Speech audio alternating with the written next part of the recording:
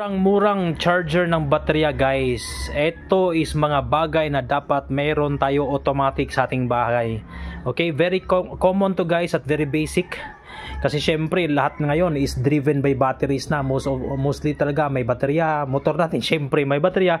Pag kayo ay kinapos sa charging, ito po napaka-importante natin. Pagka kayo po ay may solar setup o 12 volt system, pagka kayo ay kinapos talaga or wala talagang init o sinag ng araw, pwede nyo pong gamitin ito guys na 12 volts charger. Meron po siyang 4Ah to 100Ah at saka kinagandahan nito guys is may pulse repair. Ayan, ibig sabihin po niyan, pagka medyo may tama na po yung baterya nyo, pwede po nyo dito i-set as pulse repair. I-try po ni charger eto neto na syempre ma-revive yung baterya nyo, pero hindi po yun garantisado na mare-revive talaga guys. So yun yung mga features neto, pero ang gusto ko lang iparating sa inyo na may options na pwedeng gamitin na pulse repair. Ayan, so habang mura guys, check out nyo rin to. Murang-mura lang to. Ito yung mostly ginagamit ko sa ating mga link na may mga solar setup as backup or reinforcement sa area.